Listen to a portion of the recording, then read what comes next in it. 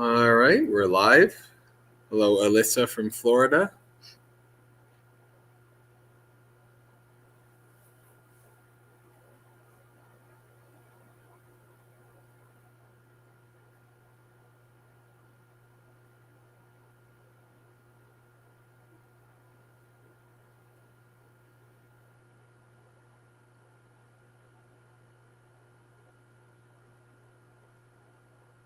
Hello, Manu.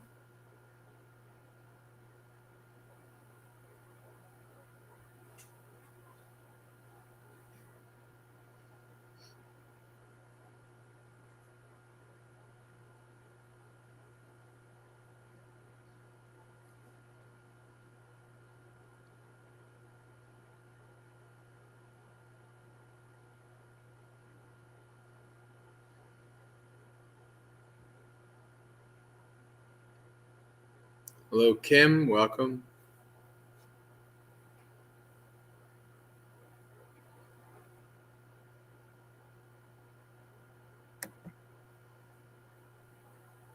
Maria, welcome.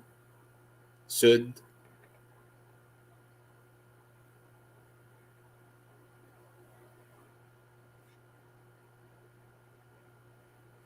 Our first question comes in.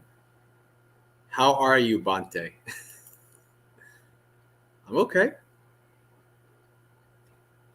I'm alive. I'm not in great suffering, at least not right now. So I'm okay.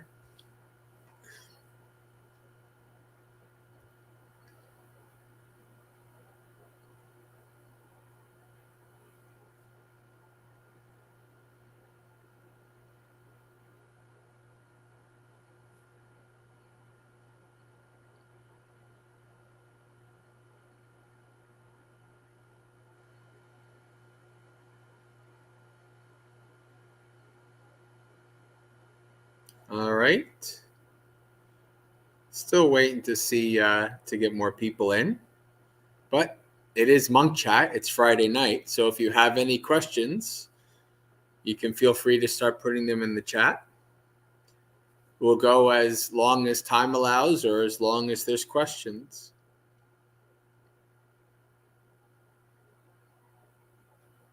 When the questions end, well, maybe there's an early night. Hello, Andrew. Welcome. Karuna. Welcome.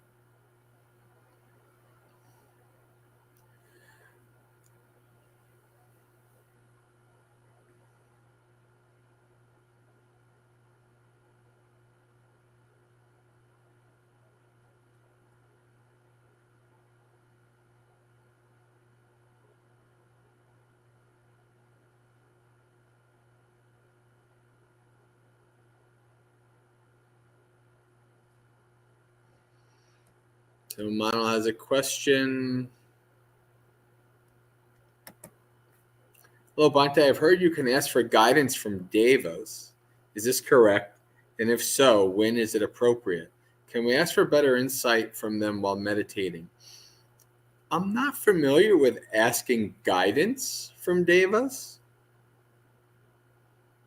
I'm more familiar with devas being in a somewhat protective role for monastics and lay people who are virtuous. But I don't know about asking guidance from devas. Maybe this is something more in Mahayana. I'm not sure.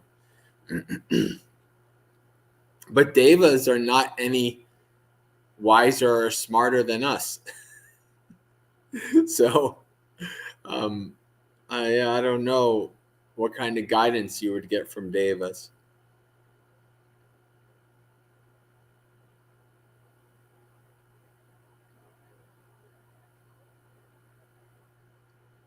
If you act virtuously and skillfully, you might get their protection. But I don't know about guidance. Sid has a question. Dear Bhante, I'm struggling with mental development in my practice, given too many things that are distracting in lay life. Do you have any advice as to how to renew one's motivation to practice? despite backtracking. In the end, what you have to do is stop looking for distractions, stop making excuses, and just do it. After, you get to a point where it's like, yeah, okay, I have distractions in life. I have lots of responsibilities. As in the suttas, they say, we must go, for there is much to do and little time to do it. So you have to kind of acknowledge that, okay, this is my life. And then once you acknowledge that, then you can figure out how, where, and when to put in the Dhamma, where you can fit it in. To keep going from what we spoke about this morning, if you develop the mindset that there's not one thing, one experience you can do that you can't practice mindfulness with, satipatthana, then it doesn't matter what's happening in your life. You're still practicing. That's the mindset to develop. As long as you're conscious, you can practice. If you develop that mindset, doesn't matter how busy you are. Doesn't matter what distractions you have. All of it is grounds for practice. All of it is grounds for development.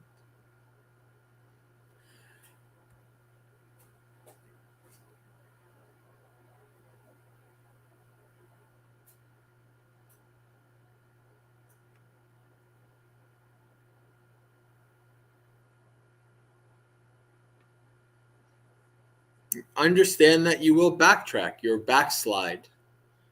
You just want to do your best not to become a master in backsliding. As we see, as mentioned in the suttas, do not be masters in backsliding. Everybody backslides. When you recognize that you backslide, recognize that, acknowledge that, and then say, you know what, now I'm going forward again. And move forward. However slow, however faulty, however done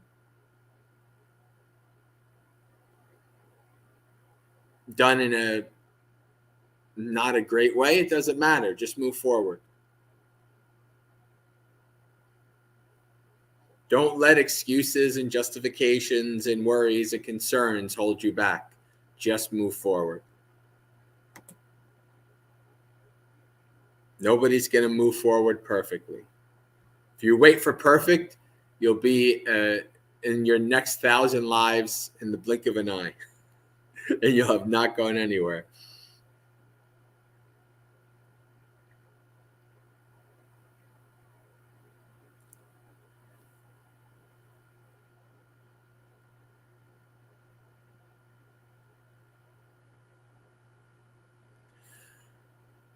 Amit says, hello, Bhante. I worked hard to take a retirement. Now I enjoy an idle life.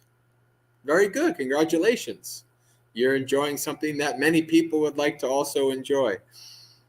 According to the Buddhist teachings, am I wrong for enjoying an idle life?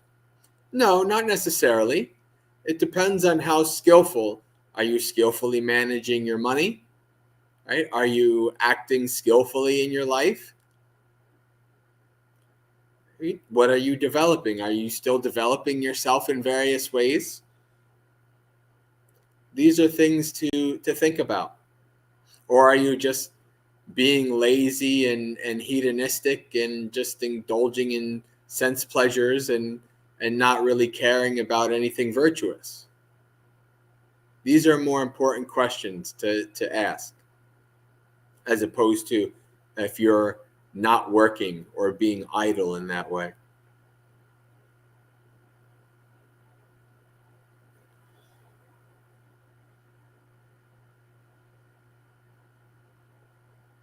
I always thought when I was working, I said, if I retire, I will not be bored, because there's lots of things I love to do to develop myself. So if I hit the lottery or whatever, I didn't have to work again, I'd always be doing something. Studying religion, spirituality, history, meditation, all of that kind of stuff. I'd still be doing things to develop myself.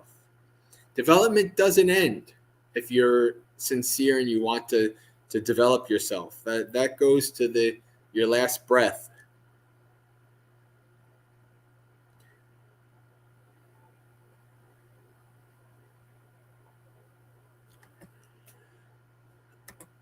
Mariah says, did the Buddha invent his own meditation techniques, or did he take what he learned from other meditation teachers at the time and put that into his own context? So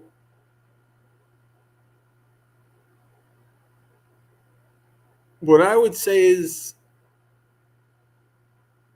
I wouldn't say necessarily he invented anything new. As we understand with the Noble Eightfold Path and stuff, he found what was already there but forgotten. Right? So these practices are very ancient. Now the Buddha, did learn things like jhanas and, before he became awakened, because he was trying to find a way to awakening. What was missing was developing the mind state of vipassana. So then he used the meditation techniques of the time, like jhanas, as a stepping stool for seeing things as they are, for developing the mind state of vipassana and becoming awakened.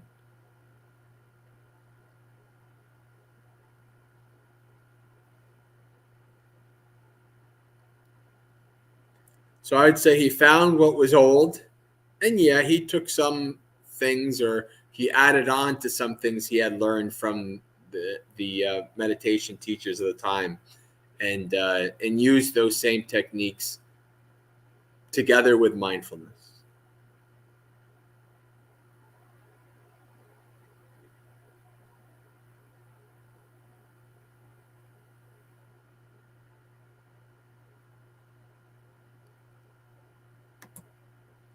S says, how to make our minds think more about the good things in life instead of the bad things.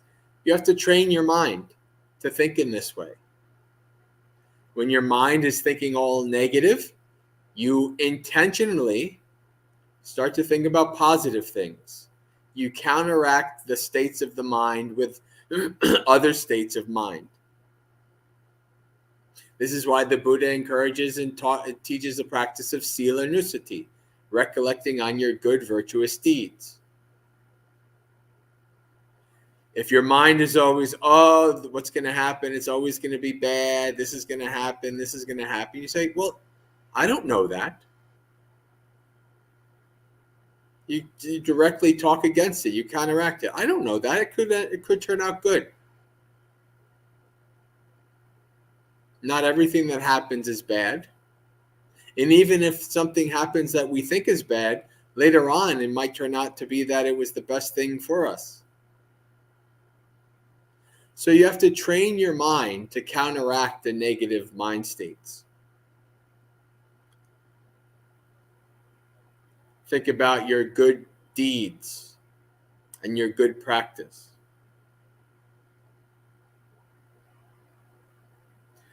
And if you do that over enough years, then your mind will naturally counterbalance the negative.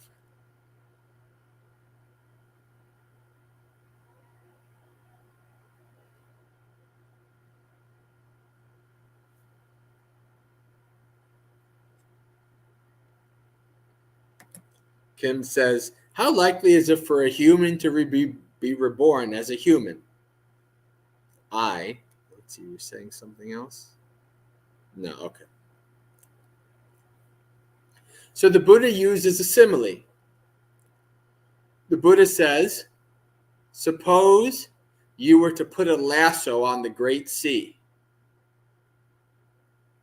and every 100 years in a random location, a turtle were to poke its head above the water. sooner would the chances be that the turtle would poke its head through the noose than for a person to be reborn as a human. Buddha quite clearly says most humans will not be reborn as humans. Now, obviously, that doesn't mean forever, right? Because in the grand scheme of the samsaric journey, we've been humans many times, and we've been many other forms of life many times. So we'll be humans again. But chances are, if we use our human life skillfully, then we may come back as a human sooner. Maybe not even the next life, but maybe a life after that, who knows? But the idea is that it's a very, very rare, precious thing in Buddhism to be a human being. So we shouldn't waste it. We shouldn't waste our time as a human being. We should be practicing, developing ourselves. We shouldn't want to try to end our human life early. We should hold human life as precious because of how rare it is.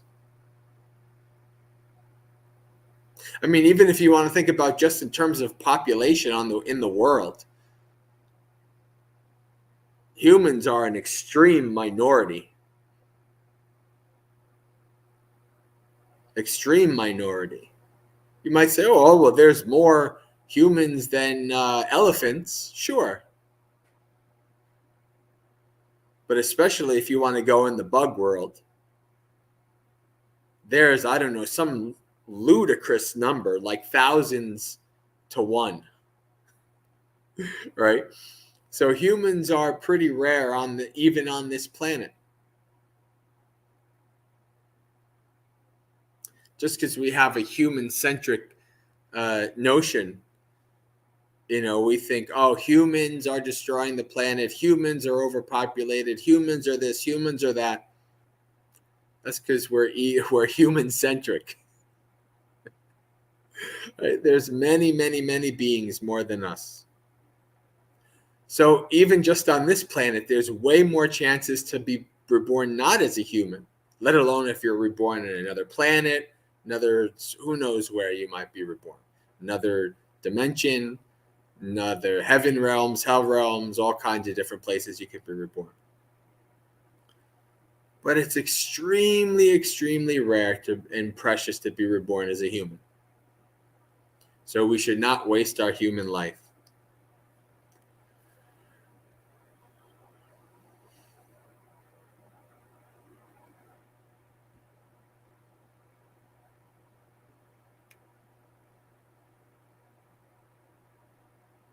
Andrew it looks like it's a question with some commentary first. Sometimes in meditation, when I contemplate the most beautiful times of my life, I become tearful. I recall both the dukkha from clinging and the beauty of the compassion and loving kindness of that moment.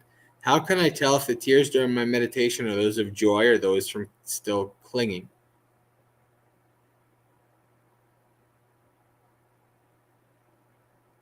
They're probably both. Doesn't necessarily have to be either or. Tears and clinging are just things that are conditioned. Right? They arise due to causes and conditions. When you think about the past and it brings up emotions and nostalgia, things like that, that's okay. Just try not to be too attached. This is just the past. And I can be delusional when I think about the past. The past is long gone, but I think about it and I contemplate it and I allow it to come into my mind. And that can be skillful and unskillful. It could be useful or useless, but it's there.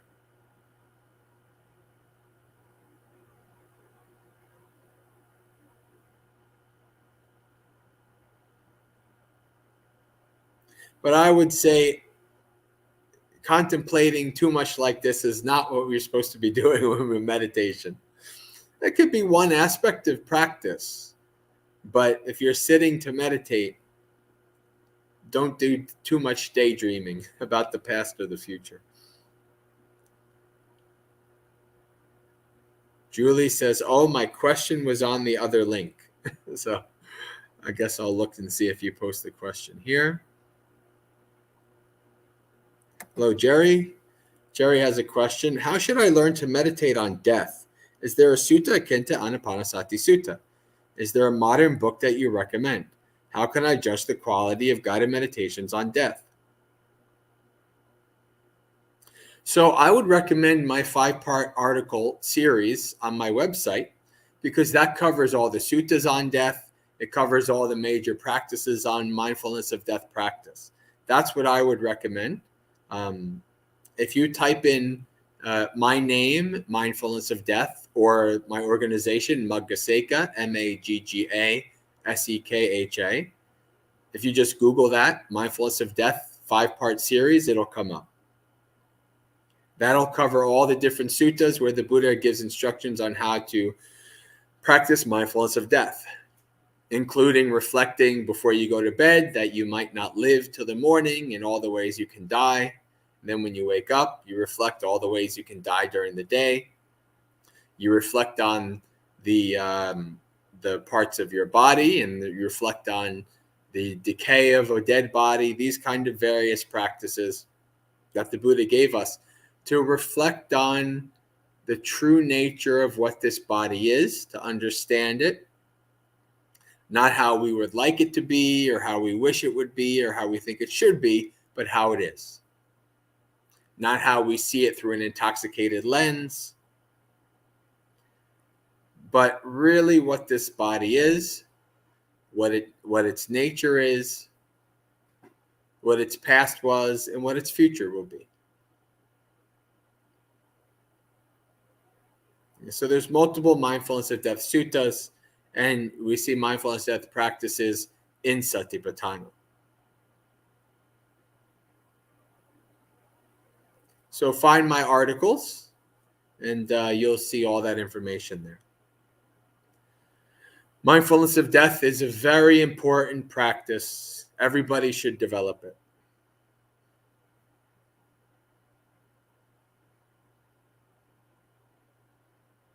Welcome, Maria. Welcome, Lydia.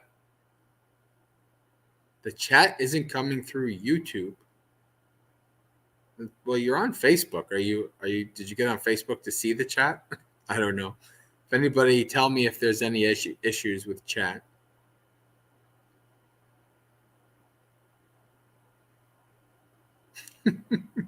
Louisa has a funny comment question. Bhante, this morning you mentioned many monks do not meditate these days. I would say most monks don't meditate these days. Is that true? If so, I'm not doing as bad as I thought in my practice. Don't judge your practice by outside metrics. Don't judge your practice by comparing, oh, this layperson next to me or this monk or whatever. Judge your practice by how you're developing, how your practice was in the past, how it is now. These things. That's how you judge your practice. But no, it's quite true that most monks in the world don't meditate. It's for a variety of different reasons. Most monks are more urban city monks, and they tend to be very busy with, dealing with lay people. And there's also in many Buddhist countries the idea that the Dhamma is too corrupt to become awakened. The Dhamma ending age is in full swing, and any Dhamma you can learn in this life will not bring you to awakening. And so why bother? So it's just about gaining merit.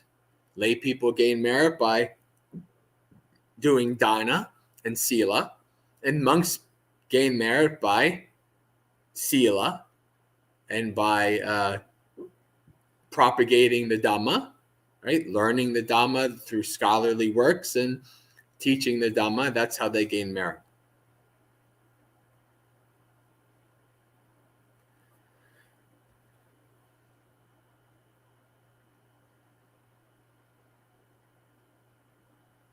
So to be honest with you, the state of the Sangha in the modern world, in the Buddhist world, is not very impressive. You have to find diamonds in the rough to find really impressive monastics. It is what it is.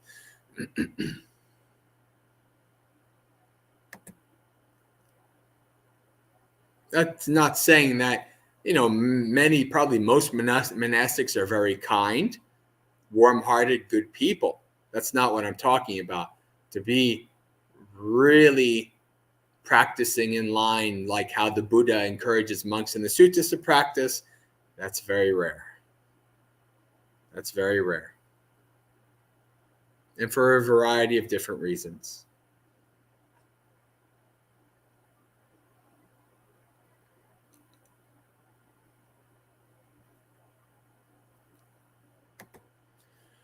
Julie asks, how do monks know when to stick with their practice and when to adapt to their new environment? Example, monk walks barefoot rather than wear shoes, while other monks do not in the West. What might they be basing their decision on, if not preference? So most monks in the world will just base what they do based on what their teacher does and what their tradition does. That's all it is. It's just the passing on of tradition. So you just follow the tradition. It's actually it's much more simple that way, isn't it? You don't have to think about a lot of things. My teacher says this is how things are. And you just say, when somebody asks you a question, oh, well, my teacher said this. Right? You don't have to do much thinking, investigating, questioning. You don't have to do much learning on your own. You just go with what the tradition says. But if you're outside of a tradition, like myself, then you kind of have to figure out a lot of things on your own and decide how you're going to live the form of the monastic life.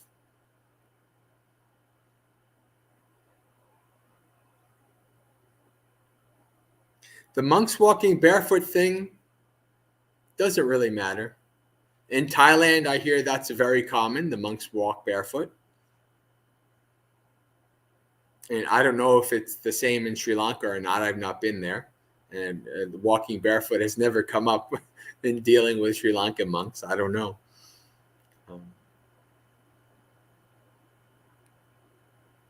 I think it could be that perhaps in the ancient times, most monks probably were barefoot. So some traditions want to uphold that.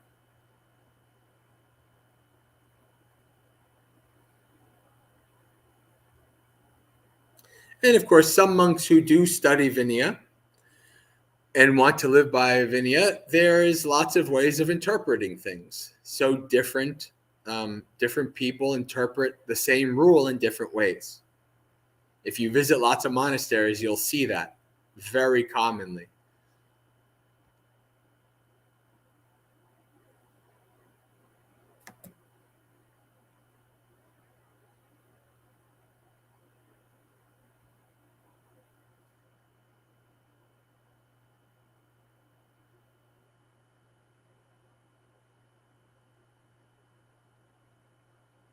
Asanta Gunasekara says, Bhante, I struggle with dependent origination. I've never seen it called the 12-fold nexus of continued origination, conditioned origination. That's an interesting way of putting it, the 12-fold nexus.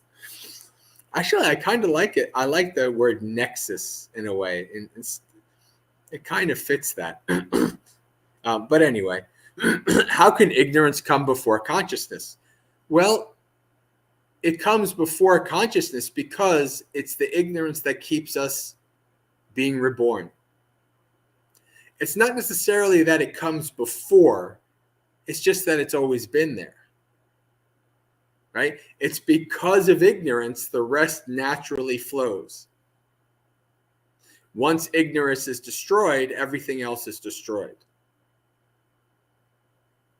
Because we don't understand the Four Noble Truths, we don't understand the nature of reality as it is, we keep creating the conditions that bring us to the next life.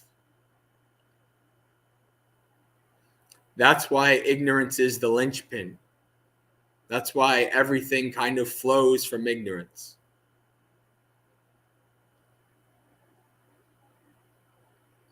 Isn't the conscious thing that is ignorant? No, because consciousness is impermanent. Consciousness is not self. Consciousness is just a conditioned thing as well. Right? So there is ignorance in those conditions. Ignorance is also a condition.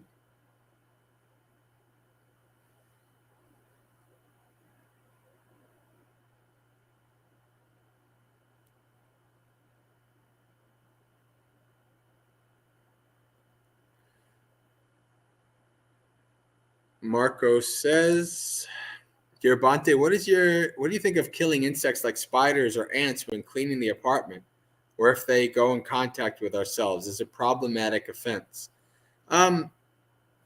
Yeah, if you're trying to follow the 5 precepts, it would behoove you to try to avoid killing beings intentionally, if at all possible. Spiders, mostly in my experience, spiders just stick to their corner. And if you're worried about other bugs, if you have spiders, they'll take care of the bugs for you. That's their job. That's what they do. They eat bugs. Now, of course, they do leave some little poop droplets. You got to make sure that's clean because those can stain. But other than that, spiders are just chilling in the corner doing their thing. They're not bothering people. Now, I mean, if you live in the outback in Australia or something, like you have like huge poisonous spiders kind of things, maybe you have to be a bit more conscious and mindful about living with spiders. But for the most part, like house spiders are just doing their thing. There's really no need to do anything with them. You can just let them be, and they'll take care of other bugs for you. And ants are pretty easily maintained. Like mostly ants arise because you're leaving sticky stuff around and these kind of things. Other bugs are harder, especially bugs that tend to live within the house, like within the walls, right? Ants and spiders are pretty manageable. So I would say, yeah, if you're a Buddhist practitioner who's trying to follow the 5 precepts, you do want to minimize harming of even bugs. Right? I think that's something to at least practice with and strive towards.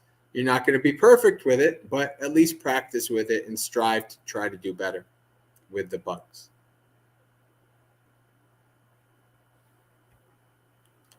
Hello, Bear. What evidence does Buddhism offer regarding reincarnation? Or is it presupposition?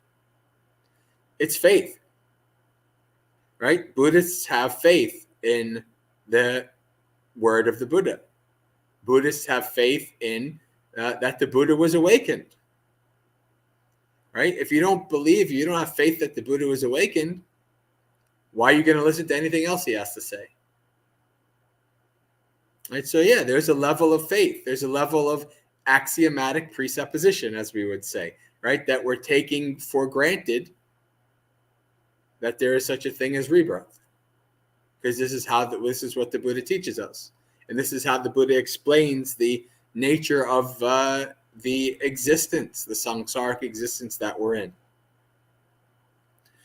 Now, it is part of the practice that as you become very, very deep, close to awakening, you will be able to see your past rebirths and to see how people are reborn according to their karma. And as your wisdom deepens, your right view also deepens, and your view and your life, you live in accords with this rebirth. Even if you don't 100% believe in it, you practice and you live and you act like it's true because of a variety of different reasons. including confidence in the teachings because they've been right. They've been right, but Buddha's been right about everything else. Why not just give Buddha the benefit of the doubt?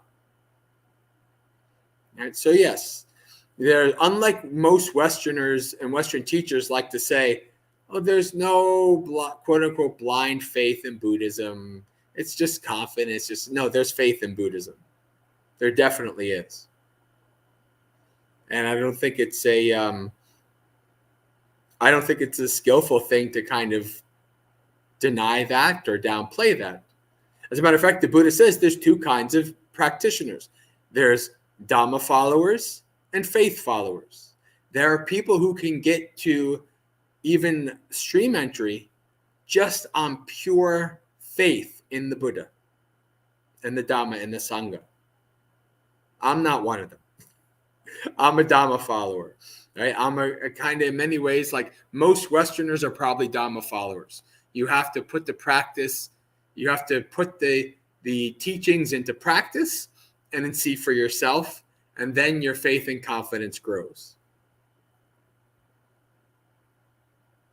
So yes, it all stems on the view, the belief that the Buddha was awakened. The Buddha saw the nature of reality, and that you are following the path that he found and laid forth based on that confidence that the Buddha was awakened and that faith. Hello, Gita. Hello, Lydia.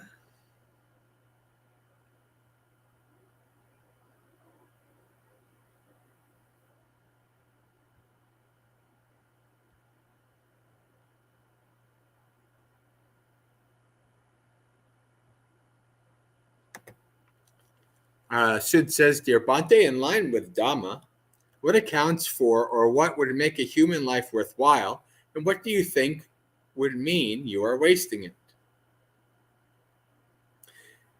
You are wasting your human life if you are living without any mindfulness. You're living without any kind of sense restraint, totally hedonistic, living in a nihilistic matter with no meaning, no virtue, no sense of developing a skillful path.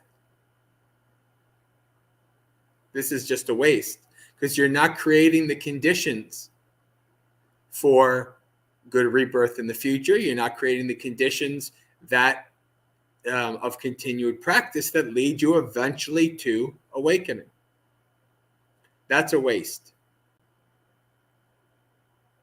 That's a waste because you have the ability. When you're in the hell realms, it's just pure pain. You can't practice Dhamma. You can't think about these things and develop yourself in that.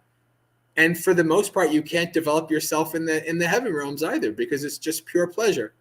You're just totally enraptured in pleasure all 24/7 for thousands of years. Who cares about Dhamma? That's why most devas and things, they don't care about Dhamma. They're enraptured in their pleasure. Animals are just living on instinct, right? They don't have the ability to contemplate, to practice, develop Dhamma. So this is why human life is considered the best platform for the development and practice of the Dhamma. And if you don't take advantage of that human life for the development and practice of the Dhamma, you're wasting it. Especially since you did really good deeds and practice in the past to allow to be born as a human in this life. It's like your grandfather sacrificed all kinds of things for you to live a good life, and then you just waste it. Except for, in this case, you were your own grandfather. It was you in a past life that created the conditions for this life. And you don't take advantage of that.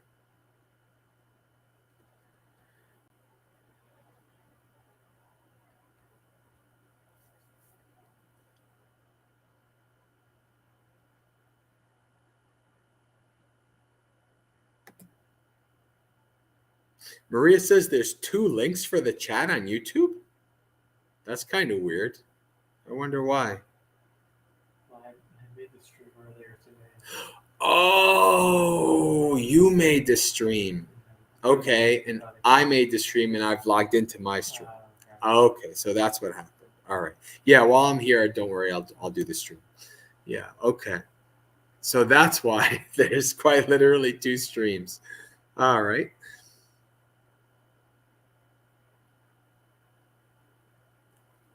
Although if you go to that other stream, nothing should be happening. So that should be a sign to look for another stream, hopefully, maybe. I don't know.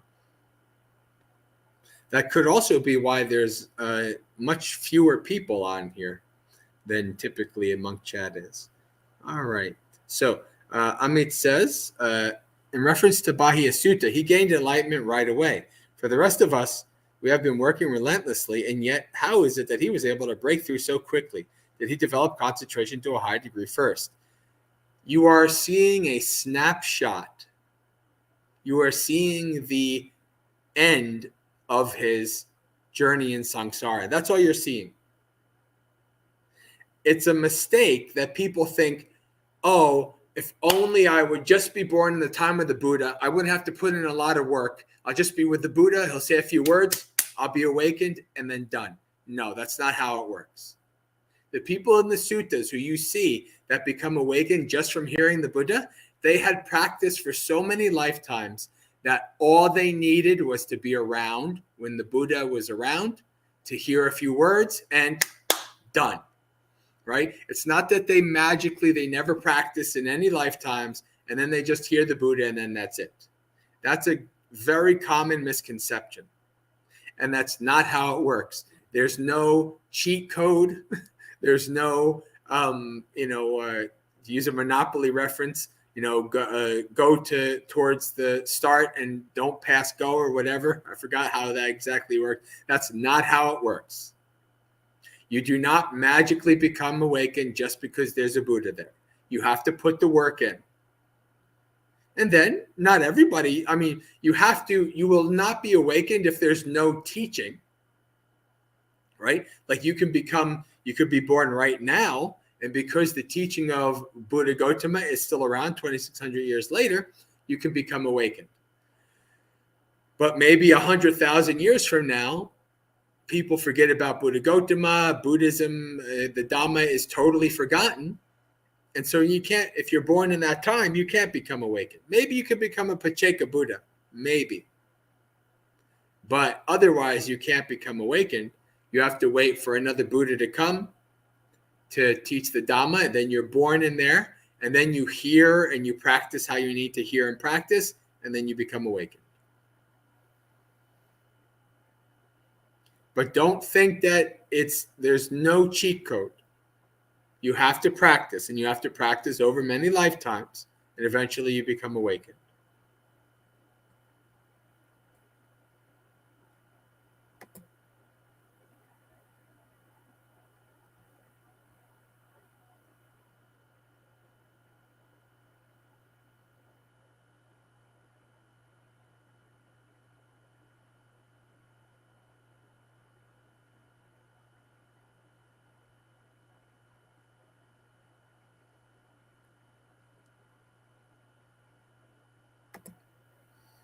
Norma says, Happy Mother's Day weekend. Question, what is your fitness routine? I cannot sit or stand still for very long. Stenosis and more. Mobility is crucial to not needing walking assistance. Well, monks' fitness routine depends on their needs. If you're living in the mountains, in the forest, you just get enough fitness walking around and doing basic work. If you are in a place where the food fits your nutrition needs and you just balance out, maybe you don't need to do a lot of exercise, right? Maybe you can just sit. Many monks at least go for walks. That's a pretty common monk exercise. Some monks might be overweight, or some monks might have health issues where they need to exercise. Some monasteries have things like treadmills and bikes and weights and things like that. So it's a wide variety of different possibilities in there.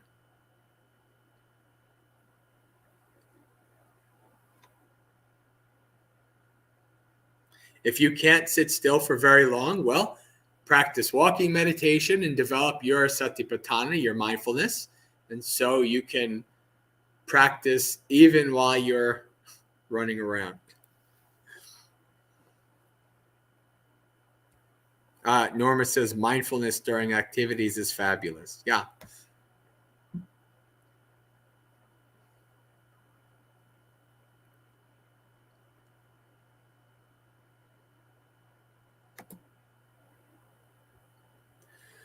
Wasabi asks, is meditating on breath at nose, chest, stomach, and observing what comes up then, going back to the breath, a valid technique?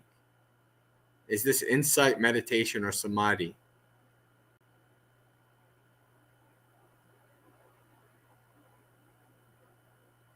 Observing what comes up. I'm assuming you mean like something other than something at the breath. If you're trying to develop samadhi through mindfulness of breathing, then I would suggest sticking to following the breath. The only caveat would be if something arises that's so strong in your field of awareness that you try to let go and come back to the breath, and it's so strong that it won't let you. At that point, yeah, change your object of awareness or object of focus to that thing. Maybe it's a strong pain, maybe it's a strong emotion, who knows, whatever it is. And you can investigate that and observe that. And then once that passes, you go back to the breath. But the idea of mindfulness of breathing is you want to stick to the breath as much as possible. Whether you're following at the nose or the rise and fall of the chest or whatever, that's up to you. You know, different people find benefit in different ways. But definitely, if you're practicing mindfulness of breathing, stick to mindfulness of breathing as much as possible.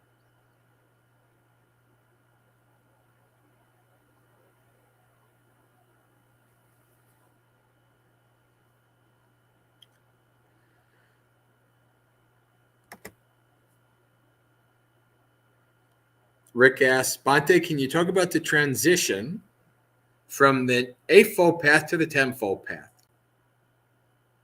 Yeah, the tenfold path is what arises upon awakening, or at least very close to awakening, right? Because the tenfold path is adding two things,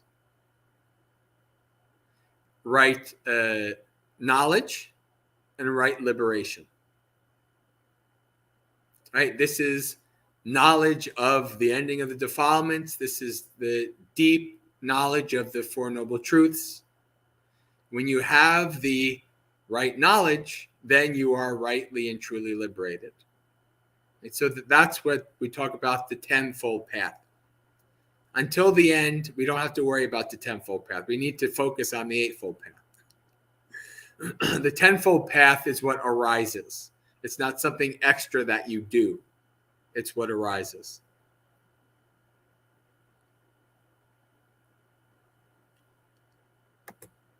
Mariah says, would good and evil exist without human beings? If good and evil is determined by intention, then isn't it only human beings who can do things wholesomely or unwholesomely?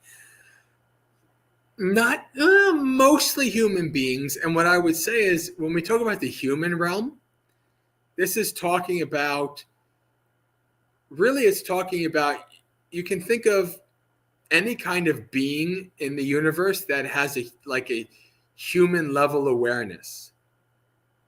So it's not necessarily just humans. It could be any kind of being that lives in the kind of mortal physical realm that has a human level intelligence and awareness. But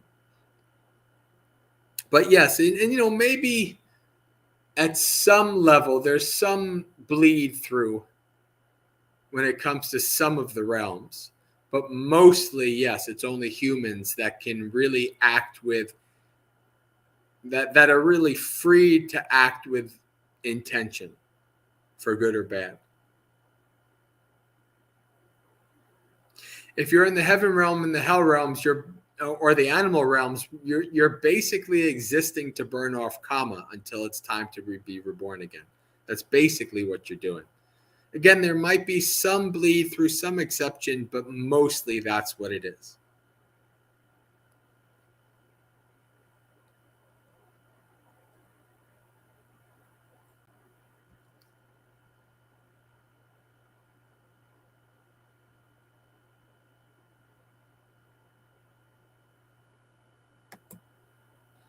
Pedro says, my parents decided to put down our family dog when it got sick. The vet recommended it as our dog was suffering and didn't believe he would recover. My parents believe they did it out of compassion, but I don't know if this fits with the Buddhist perspective.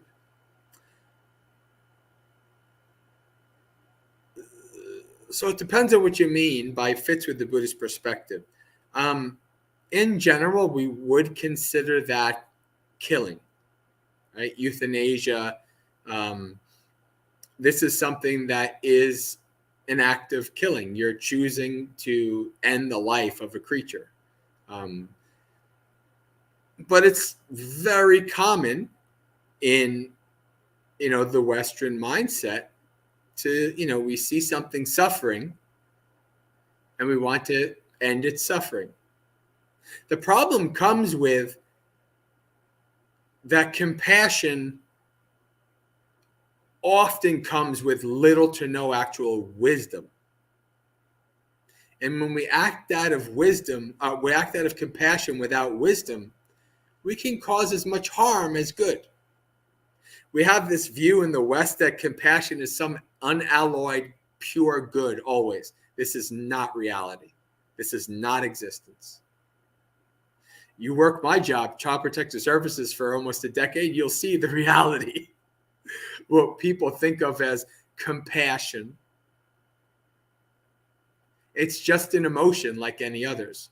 And going with your emotions without wisdom doesn't necessarily mean anything skillful and good will come out of it.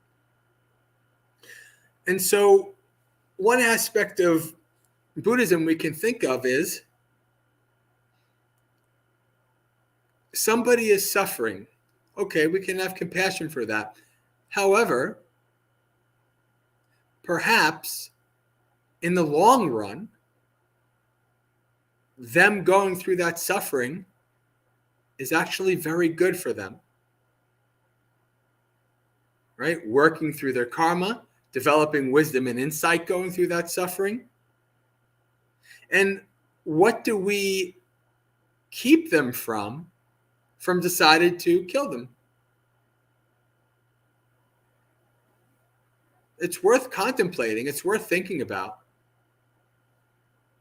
The other aspect of this, as somebody who has been a caregiver to people suffering and dying and who has been around death a lot, is, are we ending their suffering for them or because we can't bear to be around suffering?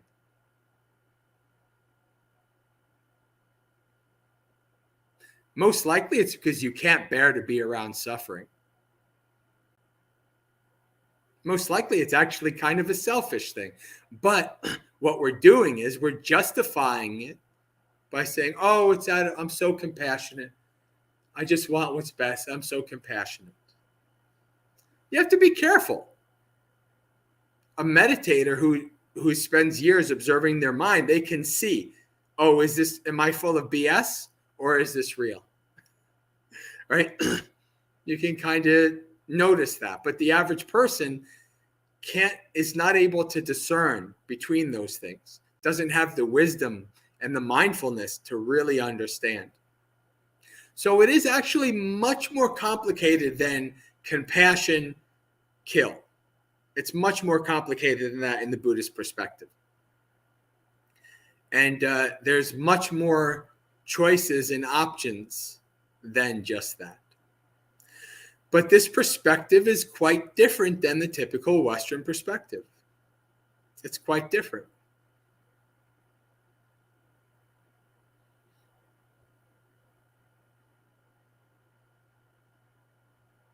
I wonder how much thinking about, I grew up in the Catholic tradition in the West, thinking about how in Catholicism, basically most every major religion, suicide is not seen as a good thing.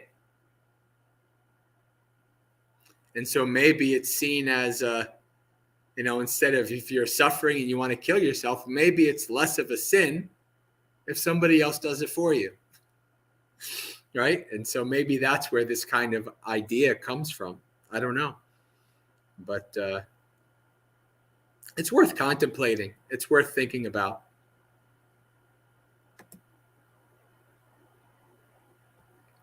The Buddha, at least in the monastic rules, does not differentiate between what kind of killing.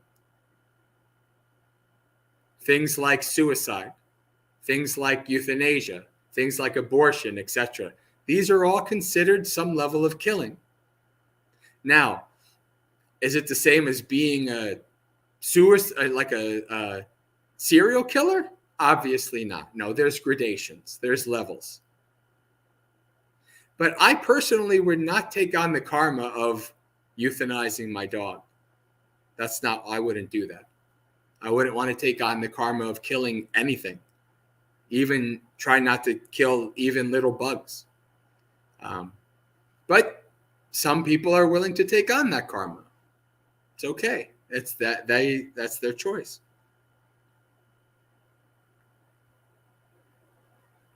Oh, Karuna comes in. Do not collect 200. Do not pass go. Yes. It's been a long, long time since I played Monopoly. But that's a very common thing, common statement in Western pop culture.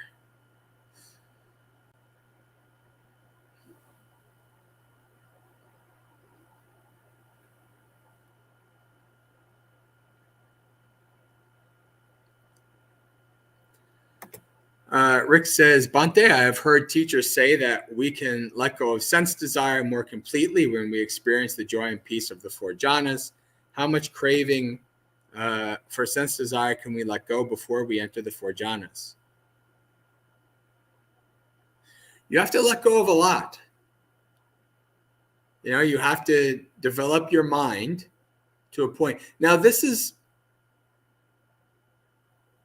you can do this temporarily. It's not necessarily permanent, right? If you are really consistently developing your mind and setting your environment so that you can do this, then yeah, you can continuously go in and out of jhanas and master each jhana. But the beginning of jhana the statement is, quite secluded from sense pleasures, secluded from unwholesome states. So you have to put in groundwork, not just in one day or 1 week, but over a long period of time. That you are practicing sense restraint, you're practicing anapanasati, you're practicing mindful satipatthana. You're doing all these practices to set the groundwork for your mind to flow into jhanas. You don't have to do anything to get into jhanas other than set the groundwork for the jhanas to arise. And that's subduing the hindrances, practicing sense restraint, letting go. If you are too enraptured by various worldly things, then yes, it will be quite hard to impossible to get into jhanas.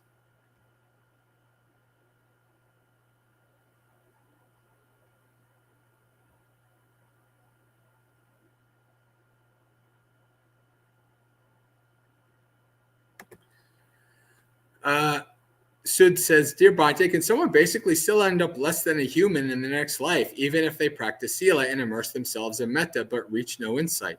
How does past life vipaka manifest? So I use myself as an example. I can be the most nice, good, virtuous monk. I'm meditating, I'm doing all this kind of stuff. But if I don't become at least a stream mentor in this life, my next life I can be in hell.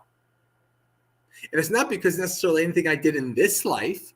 It's because through this vast, long period of time of life in samsara, I've created much karma that I can go to hell. So there's really no guarantee of where you're going to be in the next life. I mean, there's a few things you can do that the Buddha says you basically just go right into hell as if you've been put there, like committing heavy karmas, like killing an arahant, wounding a Buddha, killing your parents, that kind of stuff. But other than a few examples, and other than if you're a stream enterer, it's a crapshoot where you're going to go in the next life. Right? There's a lot of there's a lot of karmic conditioning there that we can't see, that is going to have the causes and conditions that lead to wherever we're going to end up in the next life. Buddha says there is no refuge in this life. There is no safety. There's no security. The only safety and security is nibbana, becoming awakened. Other than that, or at least other than you become a stream enter, then you won't at least go to hells and animal realms and bad realms. Until that time, it's like rolling the dice. See where we're gonna where karma's gonna put me in this life. Who knows?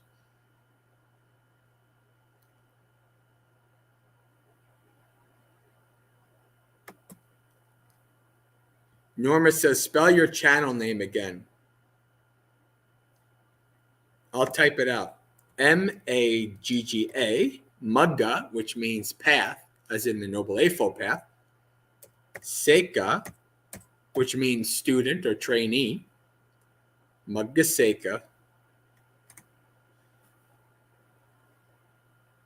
So if you type that into Google, you get my website. If you type it into YouTube, you get the channel.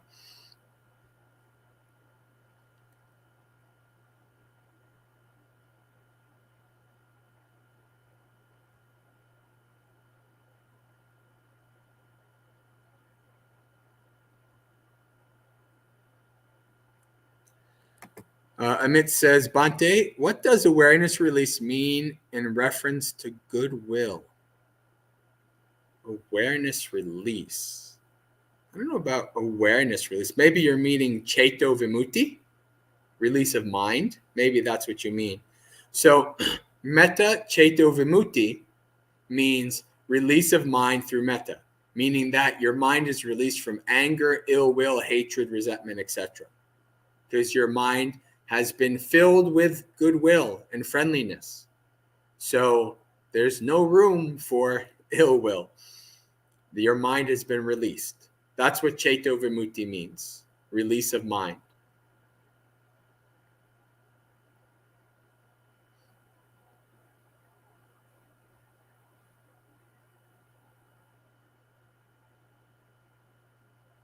If awareness release means something else, I don't know. I'd have to know the Pali, because so many people use many different English words. So, all right. Well, we've been going over an hour, and we don't have any questions, so we'll give some time. We do have some questions in person here. So, two questions. One, there was a layperson who comes to the monastery. She comes often, and she told me that she put her dog down. I guess how should one react to that as a Buddhist practitioner?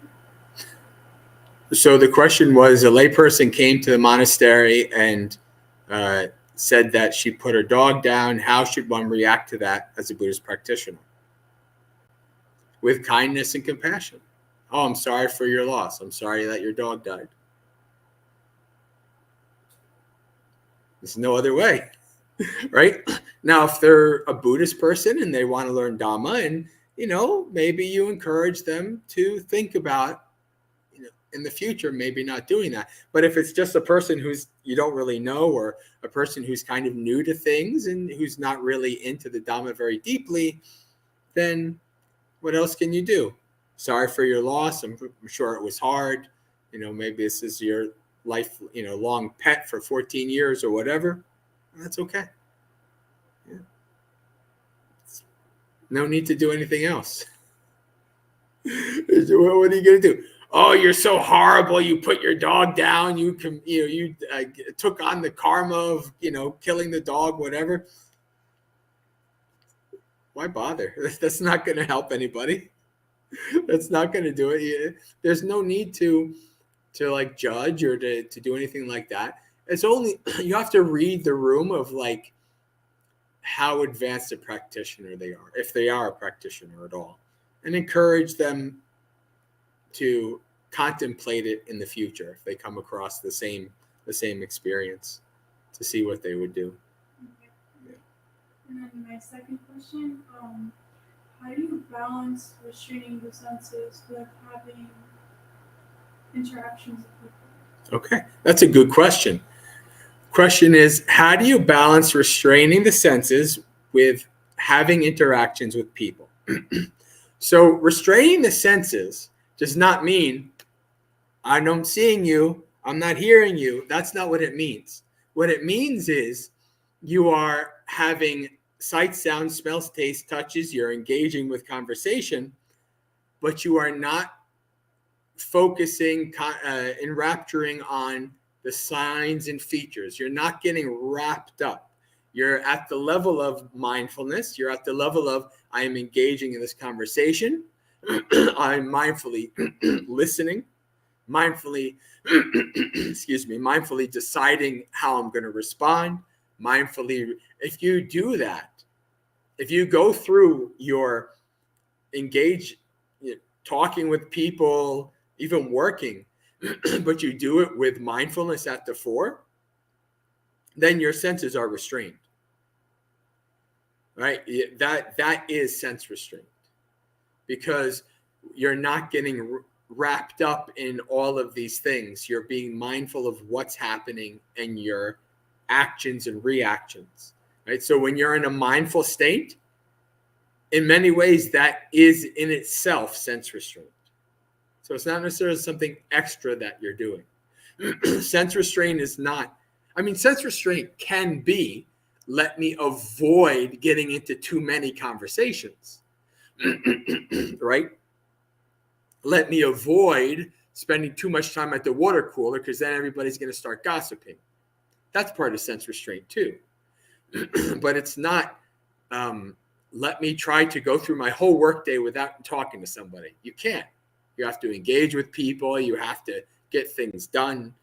And so if you're mindful while doing it, then your senses are restrained because you're focusing on the actions. You're focusing on being mindful and not just letting your mind go everywhere, just getting enraptured in all kinds of things, right? Letting your mind kind of be on a leash instead of a dog that's, going, whatever little, thing is happening, stimuli in the environment, you're chasing after, going. You're on the leash. That's what, if you're mindful, you're on the leash, then you're practicing restraint. Thank you. All right. I see.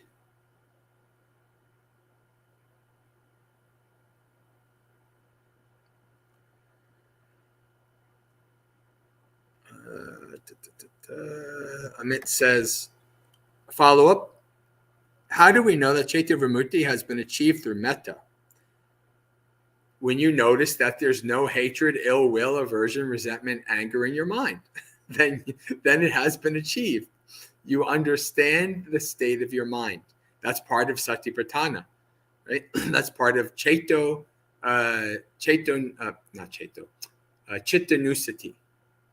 right? Understanding the nature, the state of your mind. So you will know when the mind is free of ill will and hatred, and you will know when it's full of ill will and hatred. If you develop mindfulness.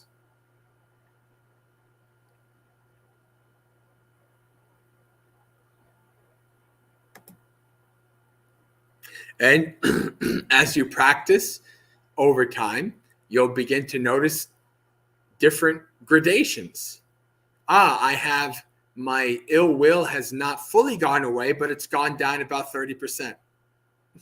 These kind of things. You can notice that it is at least decreasing if it's not totally gone.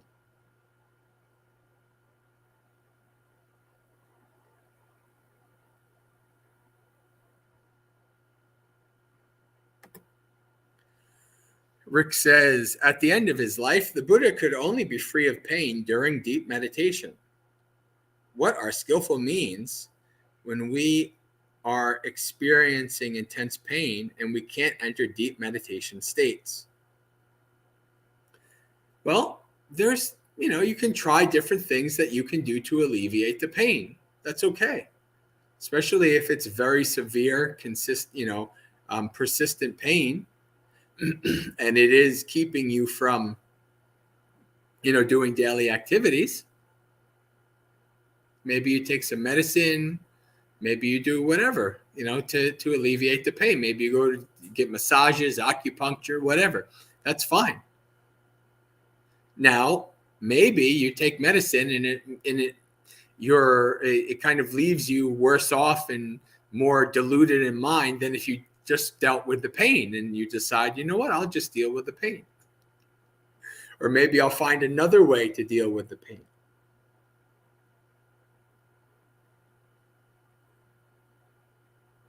But no, most of us don't have the escape of going into the cessation of perception and feeling if our bodies are in pain. So we have to find skillful ways of dealing with it, which also could be enduring it and investigating it and being with it, at least as long as we can endure.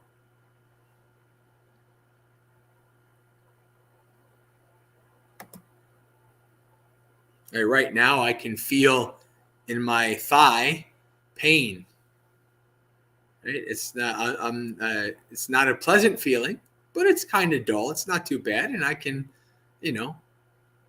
patiently endure it until it gets too strong, and then maybe I need to move my leg. But for now, I'm okay.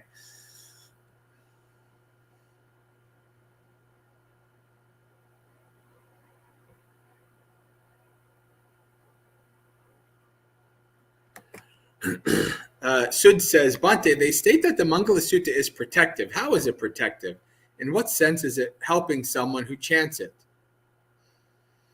Yeah, it's one of the paritas. At least in it developed that way. It doesn't say that in no way in the suttas in the early texts does it say it's protective. Like it's like you just chant it and then something magical happens. I would say it's protective in that you keep chanting it and you keep seeing, avoiding foolish people. Having a good life, a good way of making a living that's not harmful. Taking care of parents. You keep chanting and you keep chanting it, and you're like, this is a lot of good advice. I should actually implement this in my life. I should practice and develop myself so that I too can have these. And then, as it says at the end of the Mangala Sutta, I can be everywhere invincible. Right? So in that way, it's protective. As a reminder of things you should develop in your life so you too can have them as a blessing. In any other way it might be protective, I don't know, and I couldn't speak to it. You might have to speak to somebody in a Buddhist culture who might know other aspects of it, but I don't know them.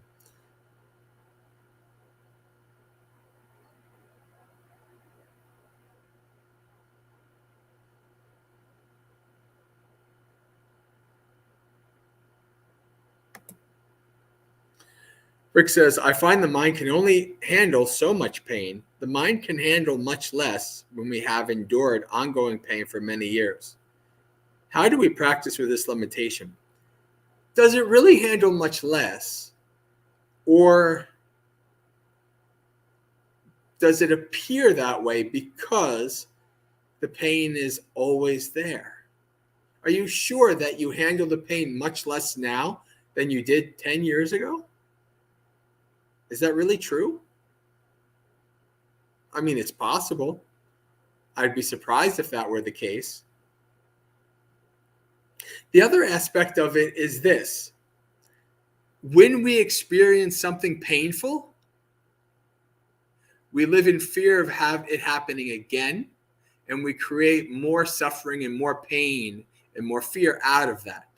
So there's the extra added level, the mental level, adding to the suffering. Okay? Whenever I go back to the dentist, I have specific kind of fear of a specific type of the cleaning because of sensitive teeth, because my gums are receding and all this stuff, that it becomes very like sharp, very rough experience. And if I mindfully acknowledge that there's a fear of that experience, and I just, okay, I'm just going to be mindful of it, well, guess what? It's nowhere near as painful and unpleasant as I remembered it. So being aware of that extra level, that the kind of exhaustion of trying to to endure it. Sometimes you have to give yourself a rest. Yeah, we can't permanently endure. That's true. Right? Endurance has a limit, just like our willpower has a limit. So we have to kind of allow that willpower, that endurance to refill. Maybe we figure out different ways of how to do that.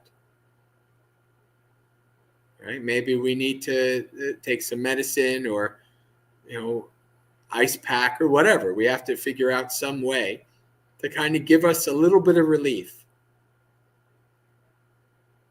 until it comes back again.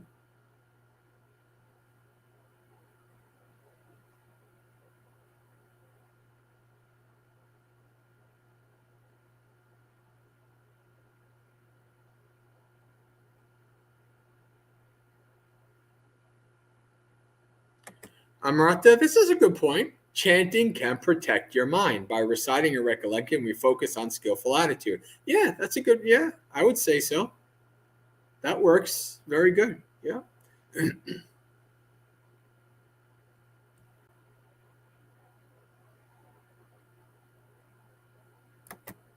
Yeah, Rick is saying, I'm more skilled with coping with pain, but I reach an emotional breaking point more easily. Some may be aging and worsening of illness. Yes, this could be true. It also might be letting go of unskillful cravings, food, etc. All right, well, maybe you need to practice lots of metta for yourself. Maybe that will be some level of help, right? That you can only endure so much. Practice lots of metta and compassion for yourself. And maybe there's just no easy answer. You just have to try different things, see what works, and, do more and more iterations. Maybe there's no escape, at least until the end of this lifetime. So if there's no escape, then the next step is, well, how do I live the best I can?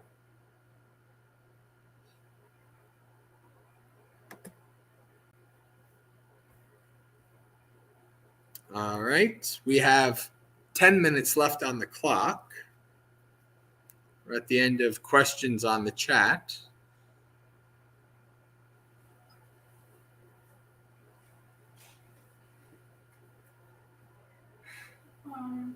How do you learn Pali?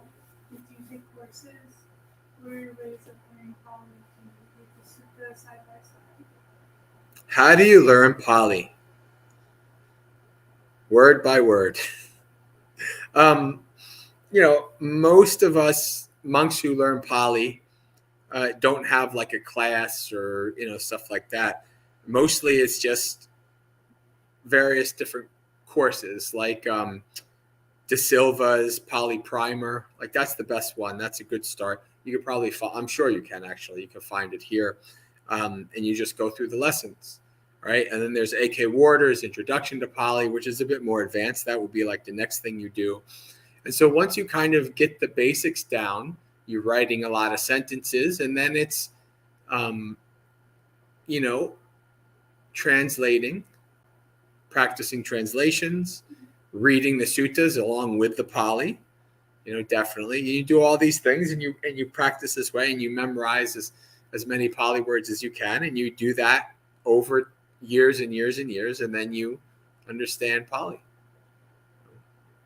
Pretty much just like any other language, although it's different in that it's a dead language, meaning that nobody really speaks it. So there's some differences than learning Italian or Spanish or something like that. But in many ways, it's the same. It's just having the time and the desire to dedicate yourself to wanting to do it.